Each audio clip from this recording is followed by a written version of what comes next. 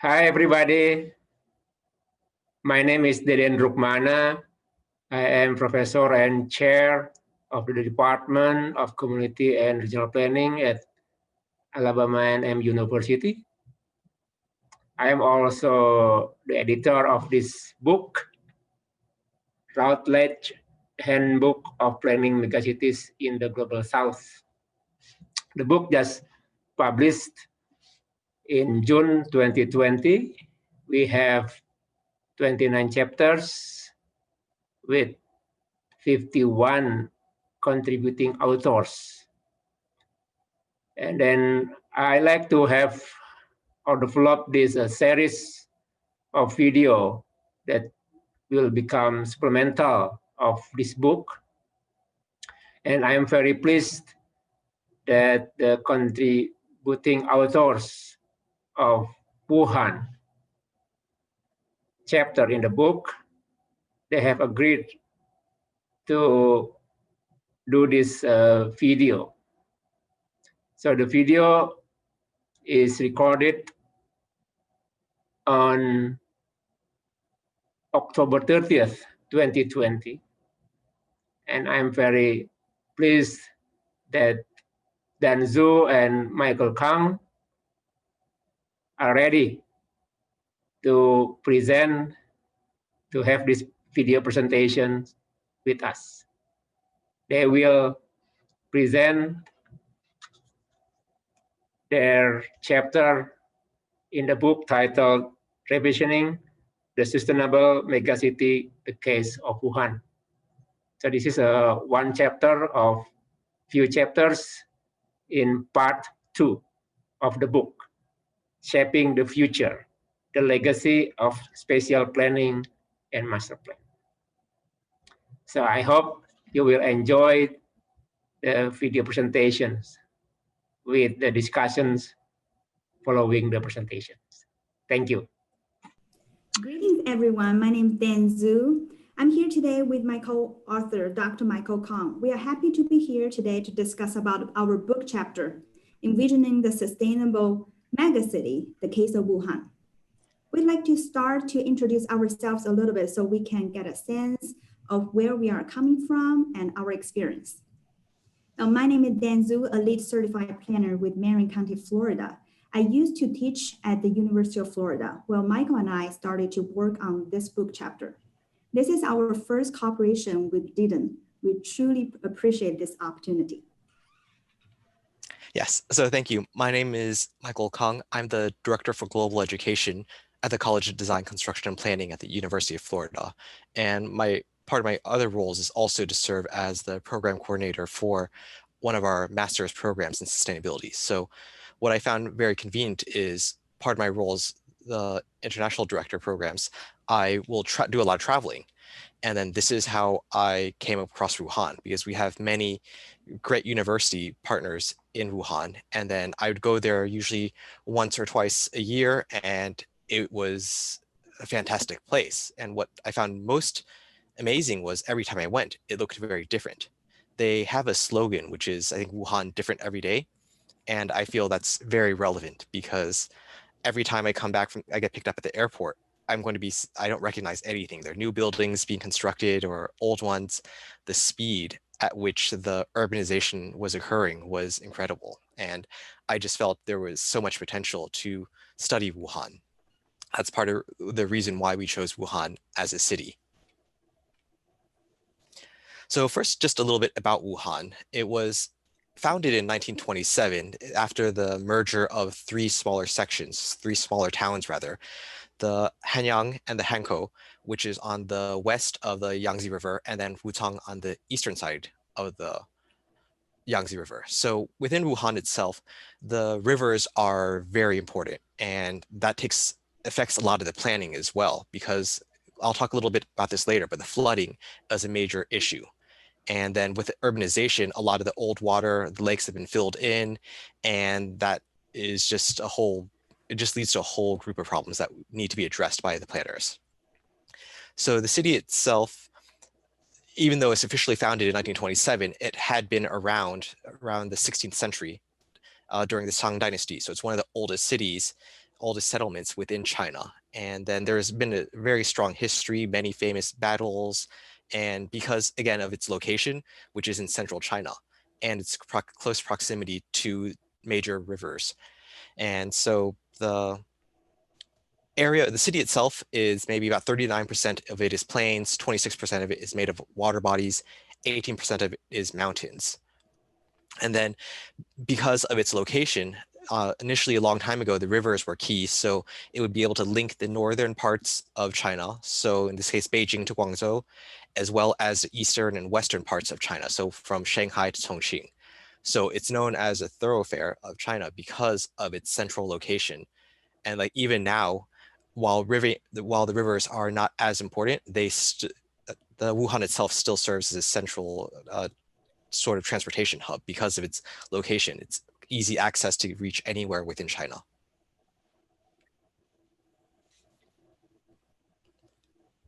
Dr. Zhu, you're muted.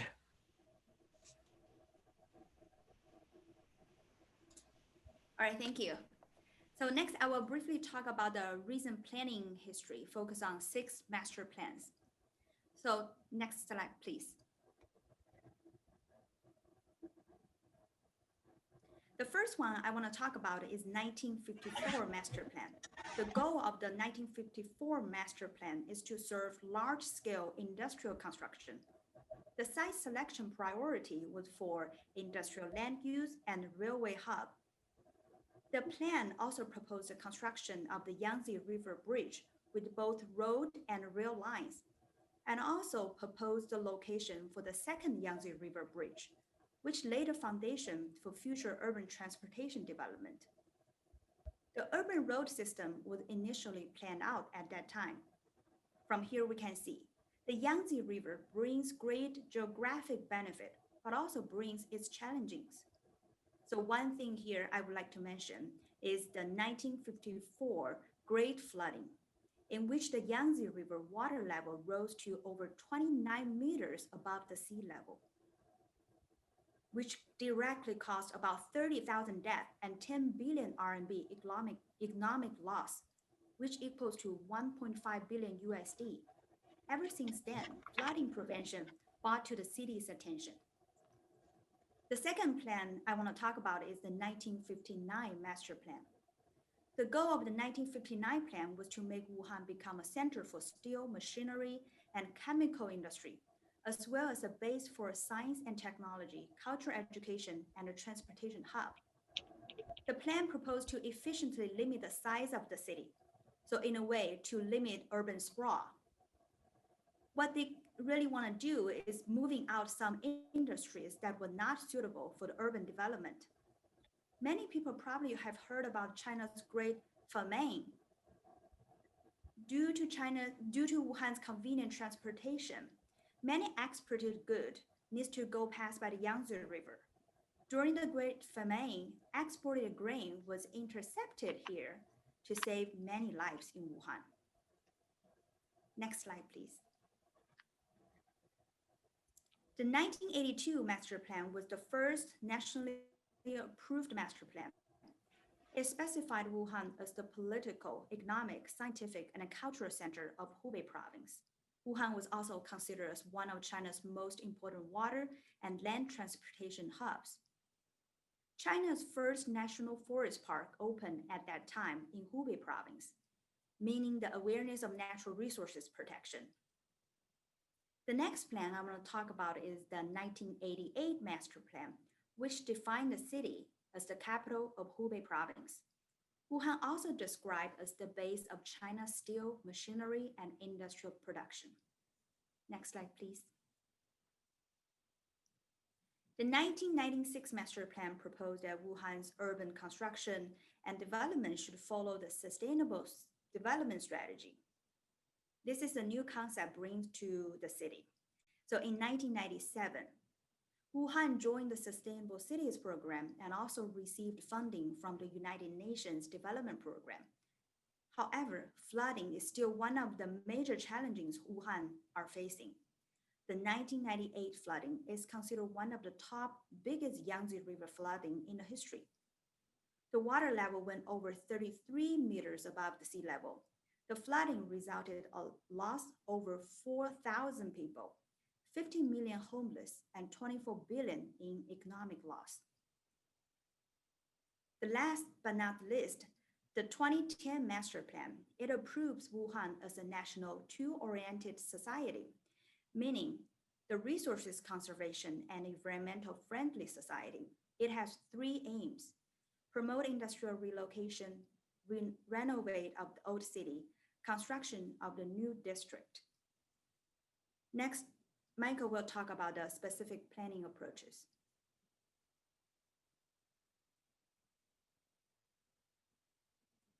Michael, Yes, so thank you very much. Yes, in terms of planning, you can imagine based off of all the master plans, and you've seen how quickly it changes and how there were different priorities throughout the years. So these are just a few of the topics I wanted to address today. Of course, when it comes to planning, there's many other topics, but I felt these were the key planning approaches that Wuhan really addresses. They do a great job with this.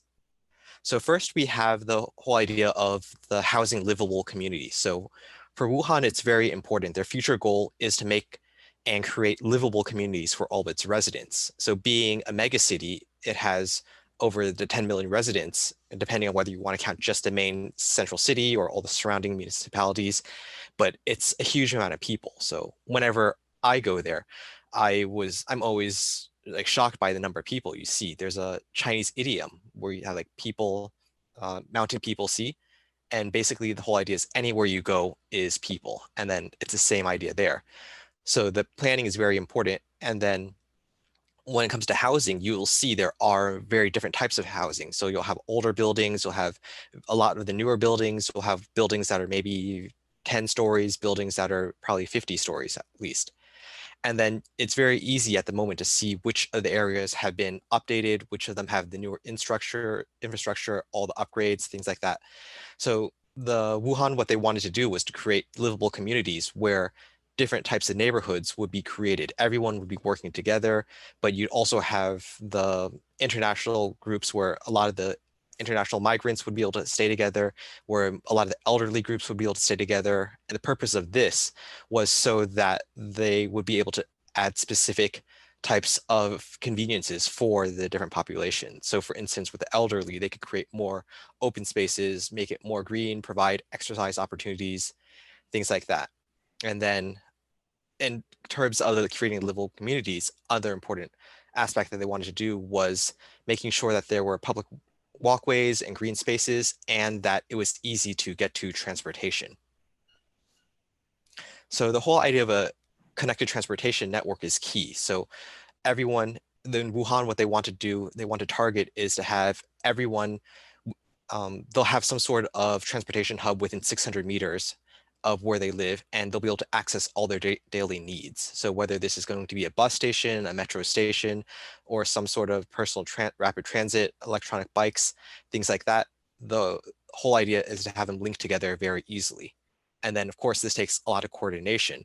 So Wuhan's metro system, it's been in development for maybe 20 some odd years. And as the city grows, so does the subway. And then in terms of the development, this can lead to some issues as well, and especially in terms of flooding.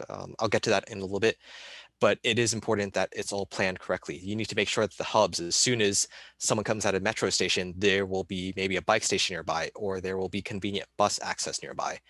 So the idea is that it needs to be run smoothly, and then that people will be able to get from one place to another very easily. The city itself, they do not want to isolate any groups of people. They want to make sure everyone has equal accessibility to get to anywhere they need to.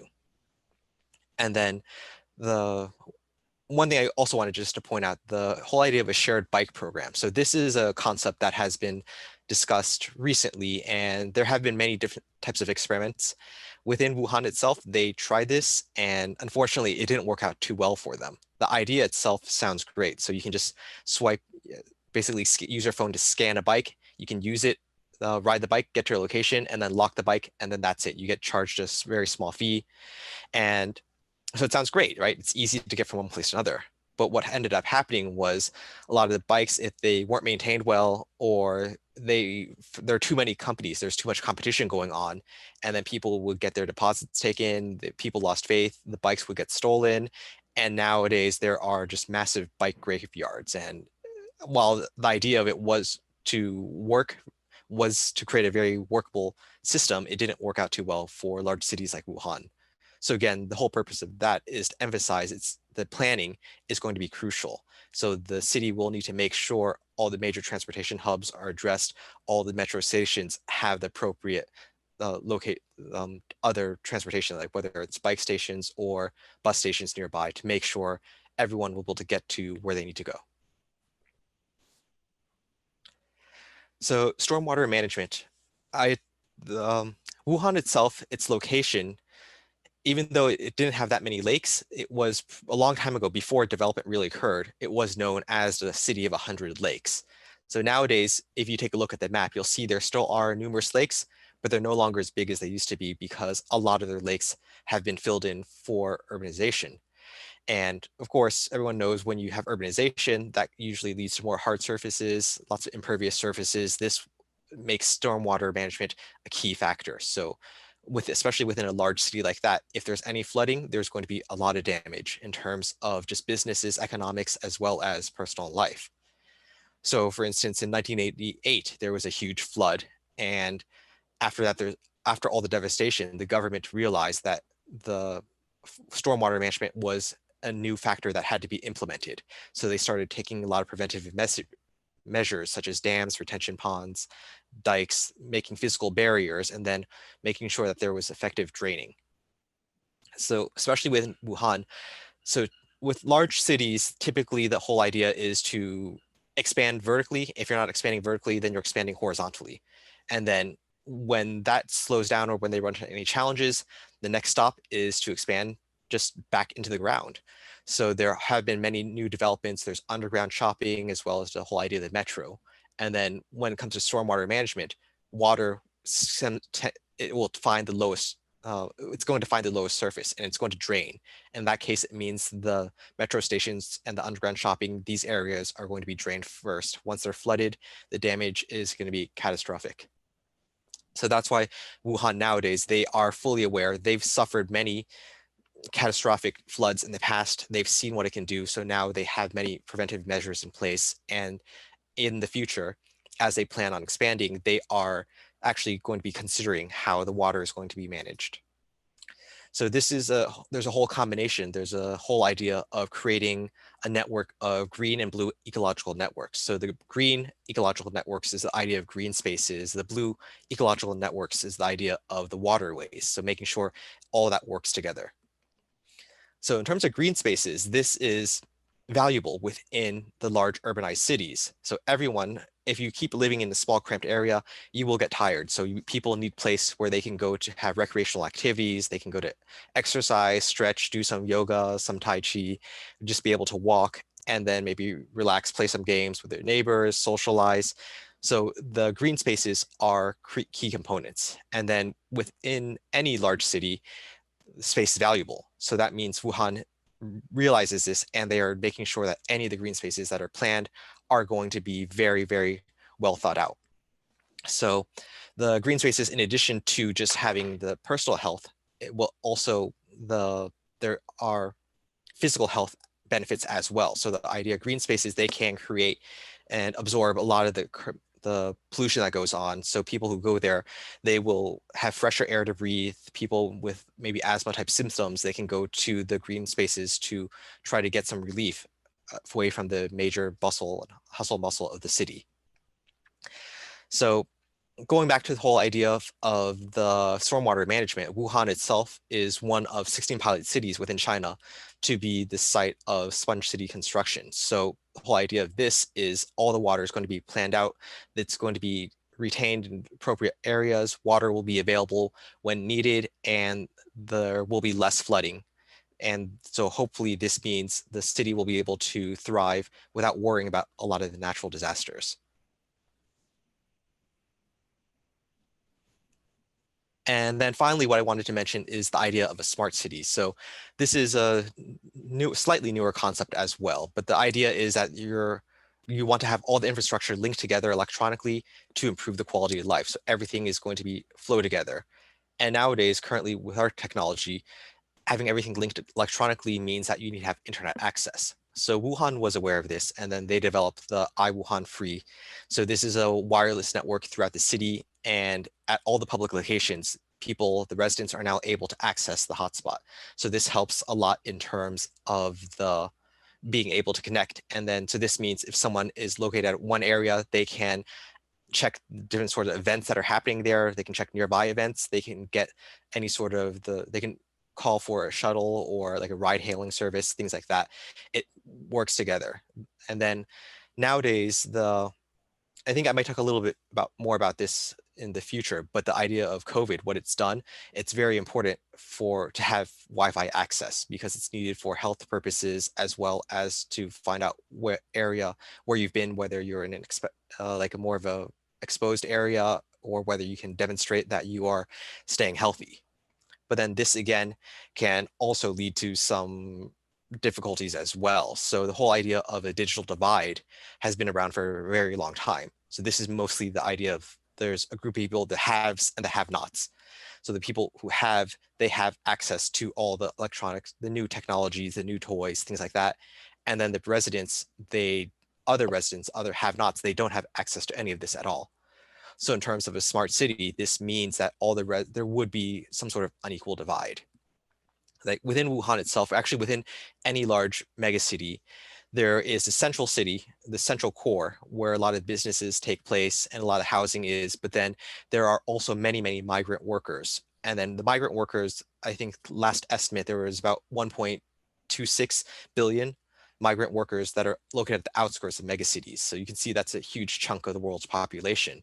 And then these residents are the ones who live in maybe some sort of shanty towns or slums, things like that.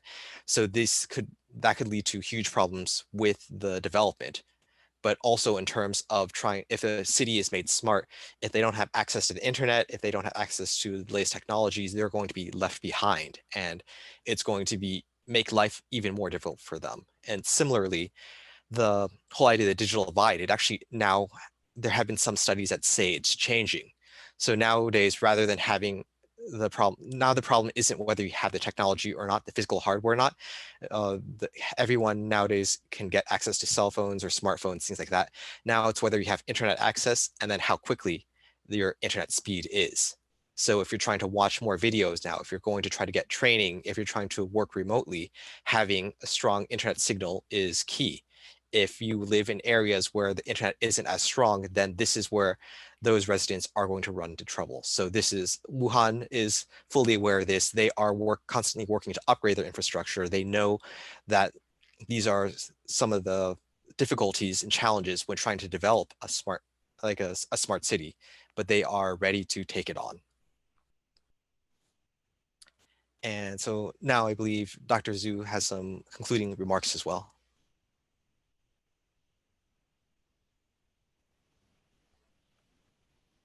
All right. So from what we just talked about, we know that Wuhan is constantly improving the living and working environment of its citizens. Next slide, please.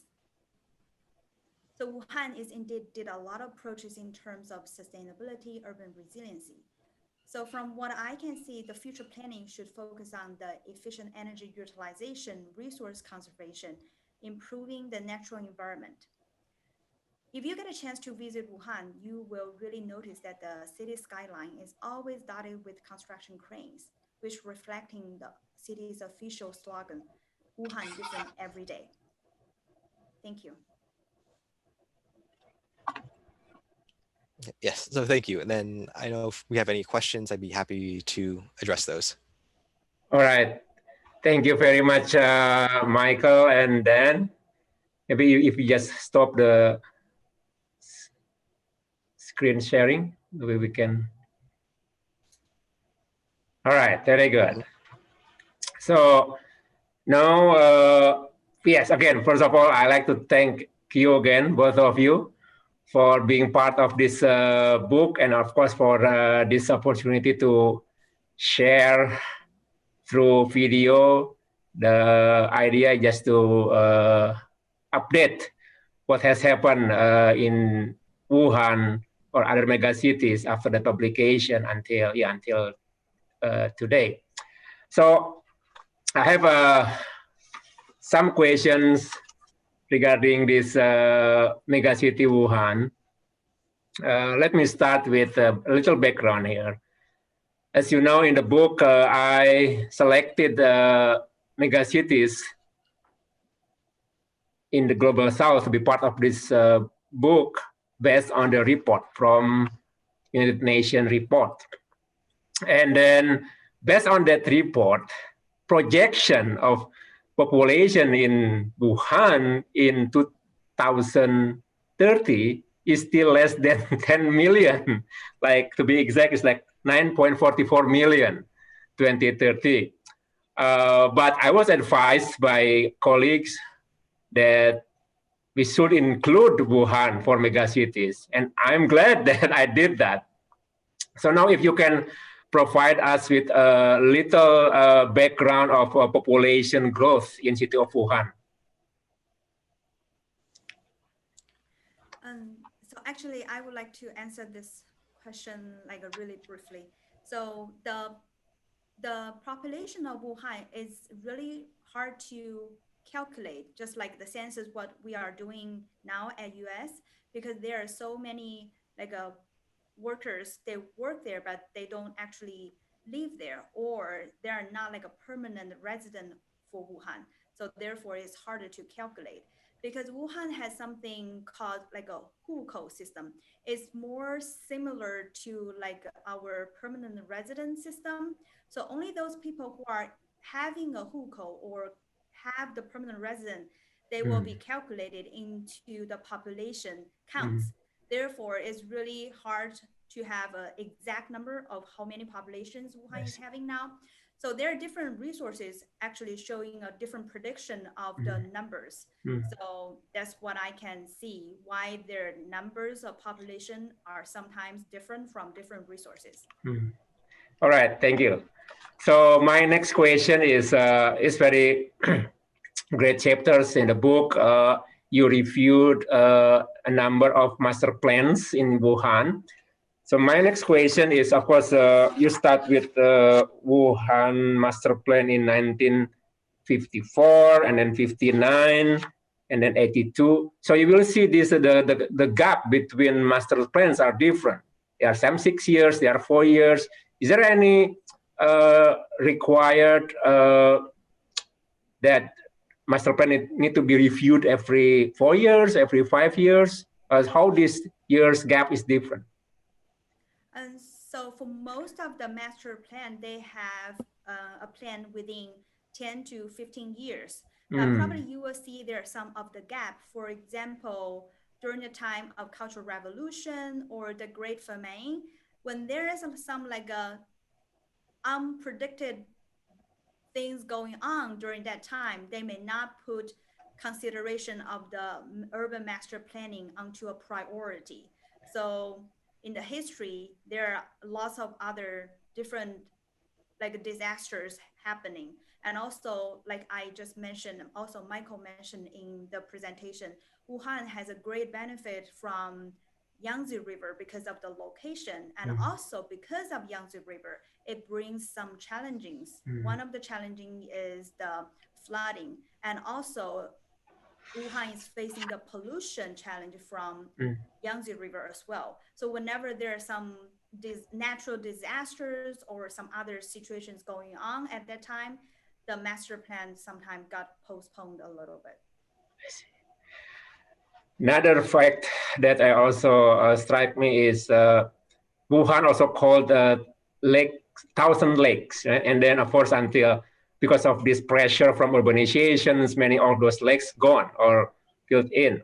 So can you give us a little background how that happened, and then how you address that from happening again in the future? Yeah.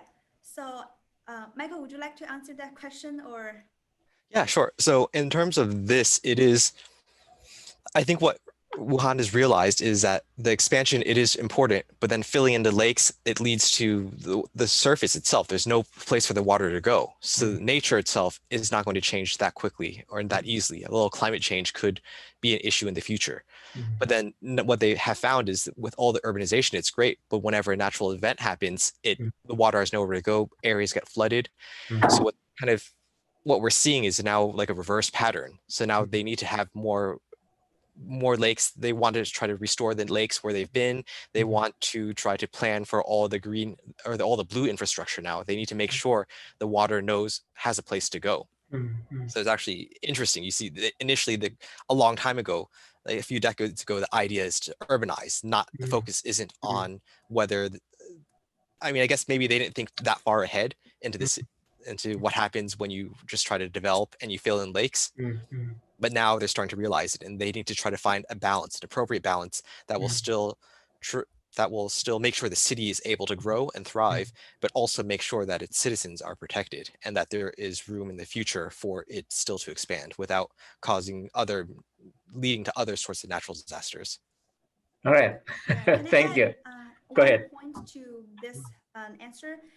I agree what Michael just said, and also I want to mention about the economic factor. So oftentimes, back to the history, when you try to fill a lake, it would be cheaper than try to protect a lake.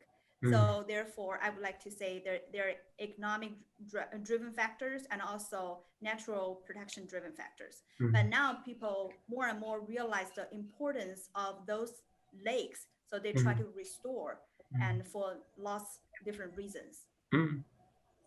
All right, thank you. Now, of course, if we're talking about Wuhan without talking about COVID is something not complete, right? That's why, like I said, when I made the decision to include Wuhan, and later on, as you know, in the end of 2019, Wuhan became epicenter of COVID. I feel like, oh, right. So I feel like I feel like yeah, that decision is good to include Wuhan because now everybody will like to know more about Wuhan, and of course because of that, yeah, it's good to have Wuhan in this book. So now the next few questions is about Wuhan and COVID-19 pandemic, right? Let me start with this. So when that Wuhan become epicenter in late December 2019, Dan and Michael, what was your reaction when they know when you know first when that happened in Wuhan? Okay, I'll go first with this. So I was my first concern was what's going to happen to all the people, because I'd been there before. I go there many times. I know I know a lot of the people there. A lot of my good colleagues are all there. And then when that happens, it's like the pandemic. I've seen how closely Wuhan is.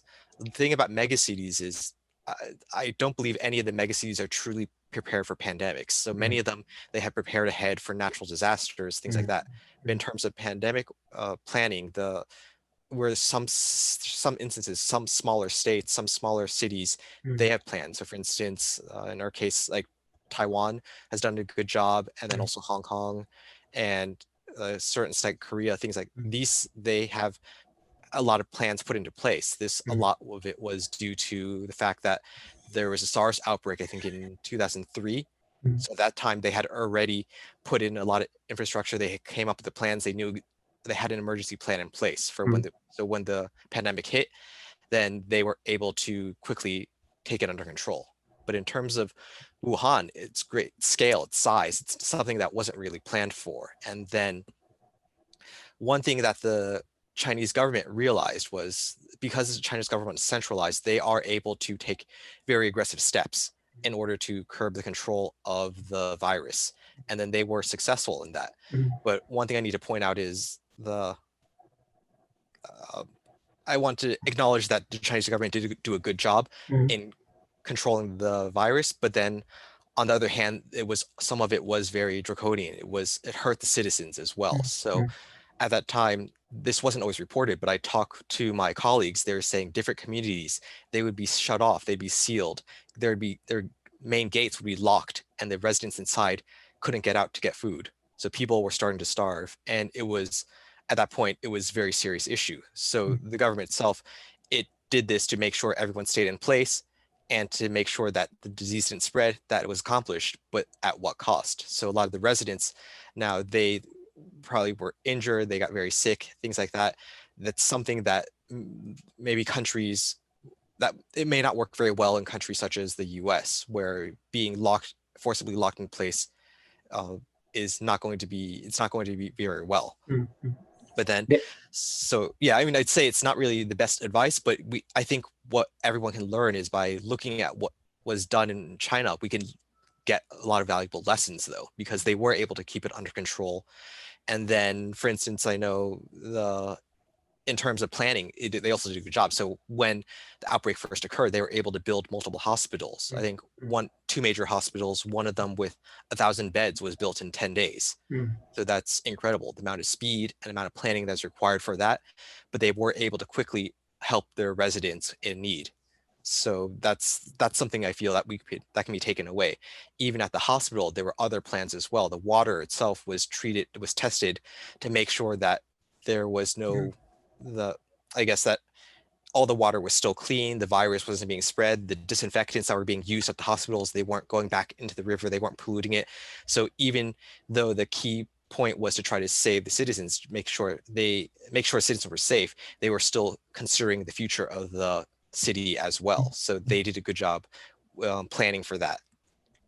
I'd say one thing, this goes back a little bit to the whole idea of the smart city again. Another thing that they did was to try to keep everyone basically in Wuhan has to have a smartphone with them, and they have to be able to show that they are healthy. So everyone will download the app. They're going to show their status. Basically, if it's green, you're healthy, you're good to go. This will allow you to enter supermarkets, to go on public transportation, things like that. If you were sick, then you no longer have access to any of these facilities. Similarly, what I had heard was if a person, basically you're tracked everywhere you go. So if you're in a supermarket and then maybe one person comes down tests positive for the COVID virus, everyone who was inside the vicinity for a certain amount of time, everyone is rounded up, everyone is quarantined at the same time. And then that's how they were able to try to isolate and control the virus at that point. Then maybe you can add a few more, your reaction. Yeah, I totally agree with Michael.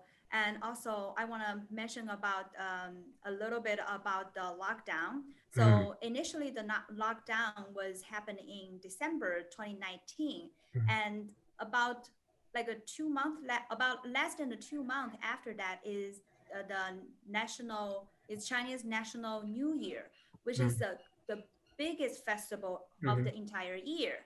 And usually people will have almost like 2 weeks off to kind of celebrate that. And some people it's a culture thing to visit your friends and family. So some people just happen to lock down in others' home just because the community is all of a sudden closed. So this is kind of like also not a very good thing for people. And especially here, I want to mention about the aging populations in Wuhan as well. So one way to look at the aging population is that people are in better health and they were able to live longer. And on the other hand, especially during the pandemic, they were having issues to access to internet.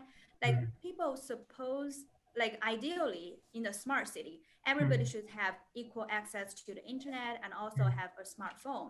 But for the aged community, they are, even though most of them have a smartphone with them, but they don't really know how to use it.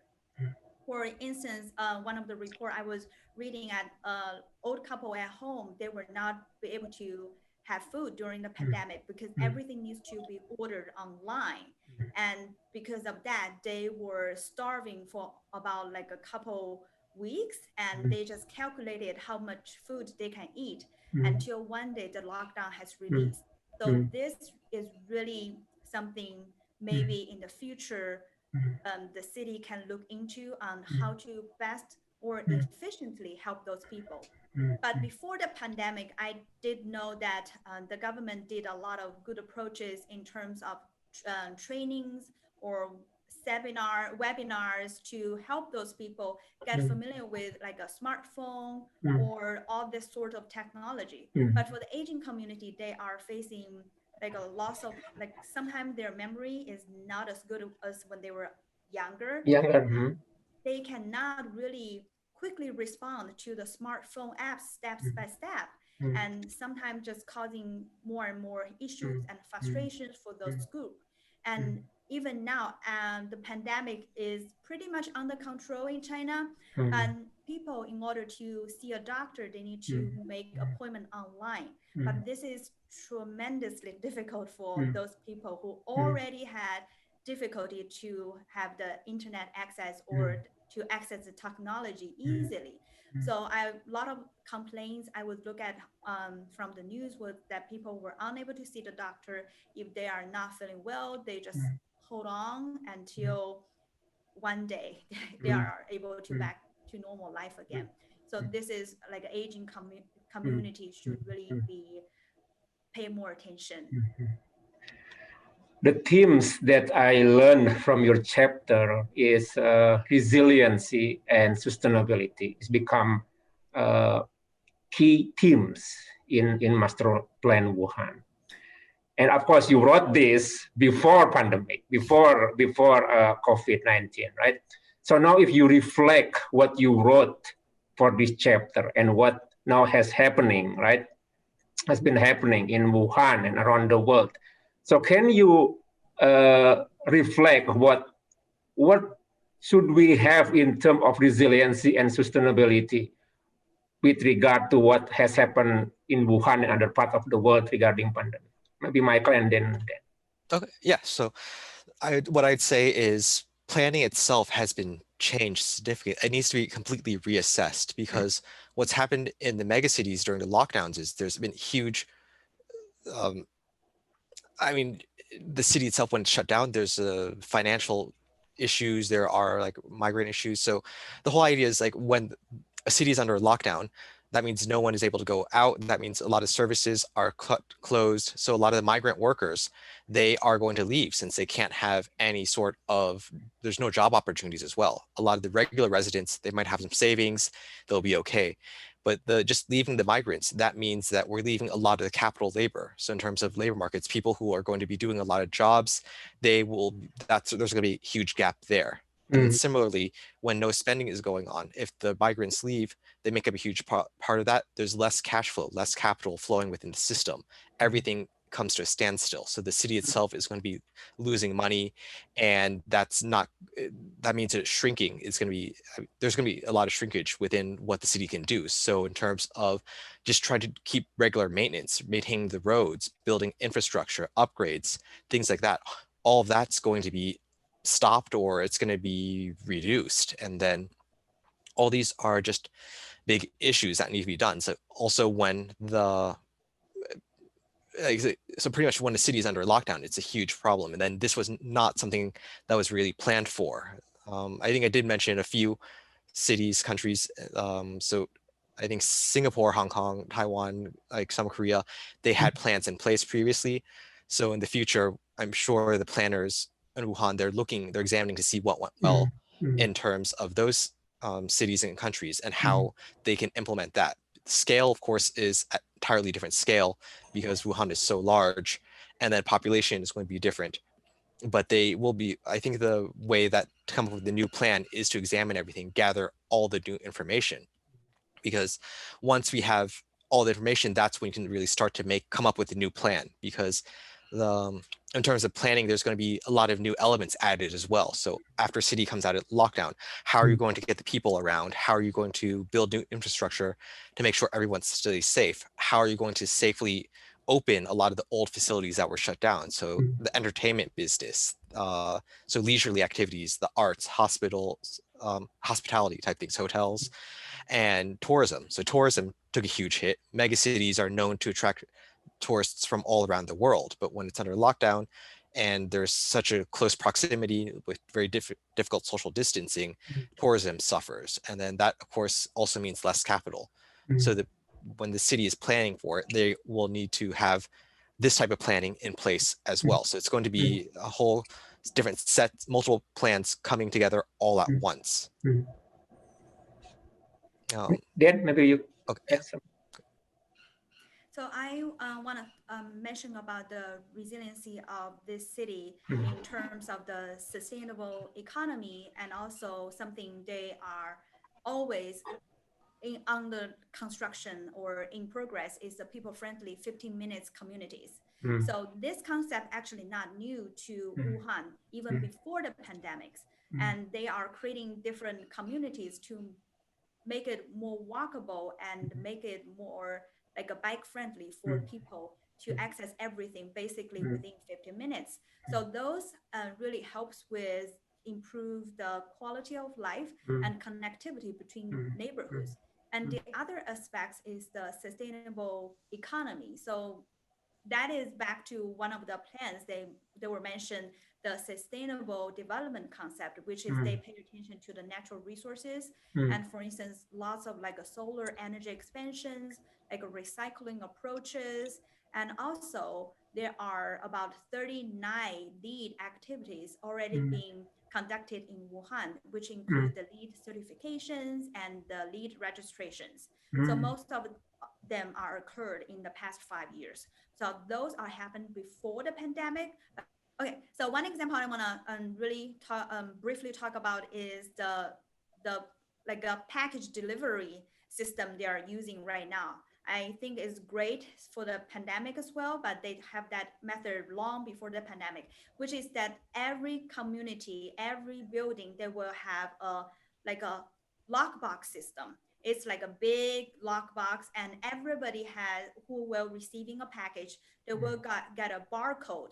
So when you get to the lockbox, you just scan your code and the door will open. So this concept is like a really helpful to reduce any human to human contact. And in a way, it will help to eliminate the virus in some ways. Yeah.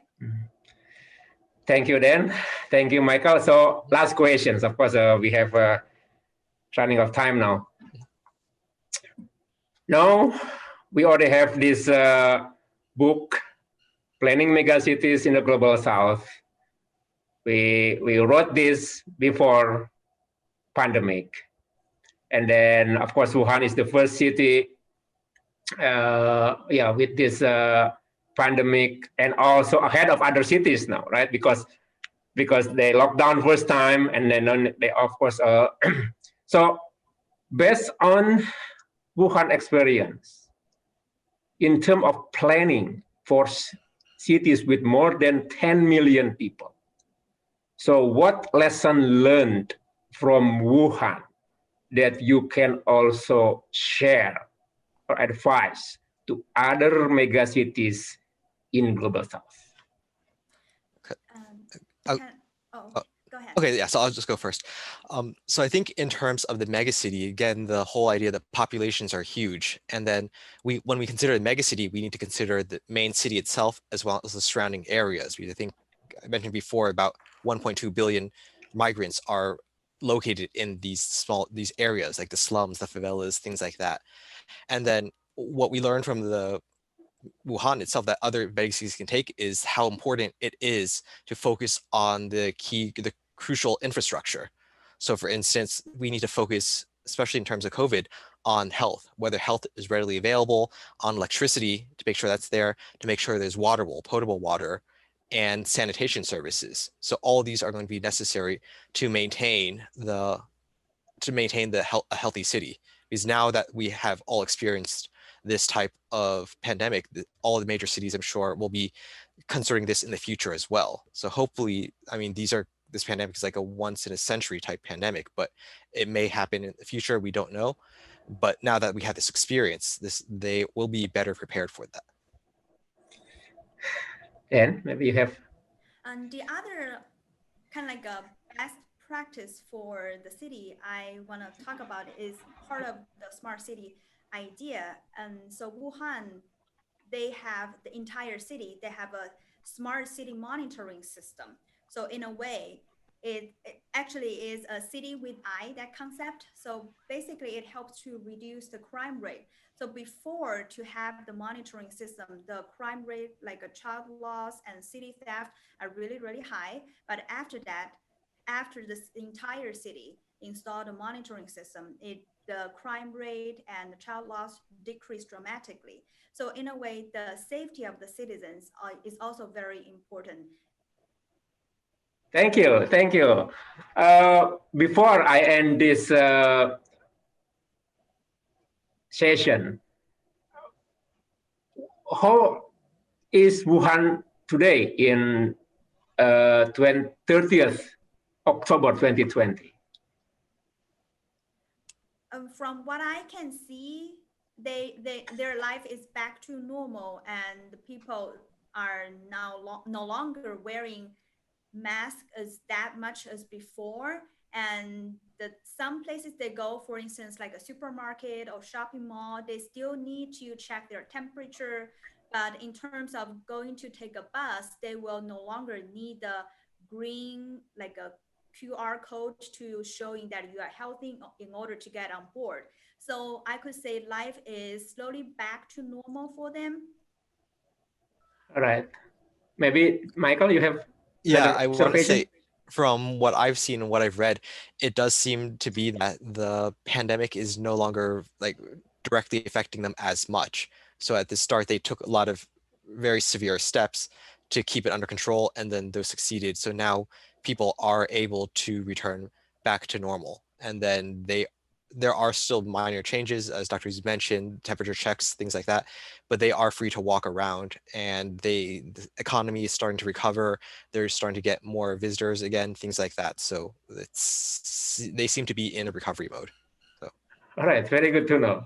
Hmm. All right, it's almost an hour. Thank you so much for your time. I know this is the first time ever for me to do this, but I think we should be okay, right? Yeah. And then I am excited to share with you after I'm done with this editing. Okay, and thank you again for providing us with this opportunity as well. We learned a lot from this. It was a great experience. Thank you, happy to hear that. Thank you for organizing this book chapter publication and also this recording. And we really learn a lot from this process, and also I'm looking forward to future cooperations with you if possible. Absolutely. We will continue this. All right, Michael. Yes. Then Okay. very good to see you. Thank you. All right, we'll be in Bye. touch. Terima kasih. All right, sama-sama.